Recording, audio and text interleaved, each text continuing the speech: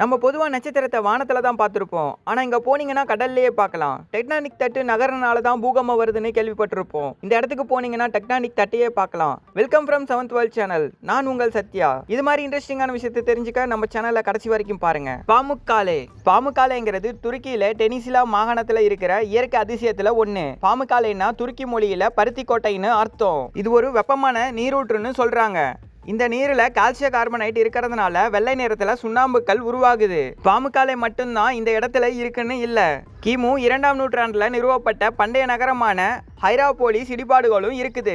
ஹைராபோலிஸ் நகரம் ரோமானிய பேரரசின் முக்கிய மையமாக கொண்டு இயங்குது. இந்த இரண்டையுமே யுனெஸ்கோவோட பாரம்பரிய தலமாக பராமரிச்சுக்கிட்டு வராங்க.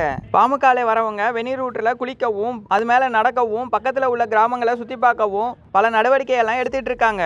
நட்சத்திர கடல். நட்சத்திர கடல் மாலத்தீவில் ரா அட்டோவில் இருக்கிற வாது தீவில் இதை பார்க்கலாம். இது பைட்டோ பிளாங்டன் மூலமா நிகழுது. இது பிளாங்டன் கம்யூனிட்டியை சேர்ந்தது. பிளாங்டன் கடல் அலை மூலமா கொண்டு செல்லப்படும் உயிரினம். பைட்டோ பிளாங்டன் மிதக்கிறப்ப தண்ணி மூலமா கிடைக்கிற மின் தூண்டுதலால புரோட்டான் அயன் உருவாகுது.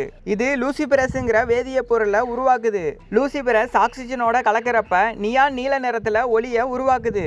இது எதுக்காக ஏற்படுதுன்னா வேட்டையாடுபவர்களை தடுக்கிறதுக்கும் மயக்கிறதுக்கும் ஏற்படுது. இங்க மட்டும் தான் இது இருக்குன்னு இல்ல.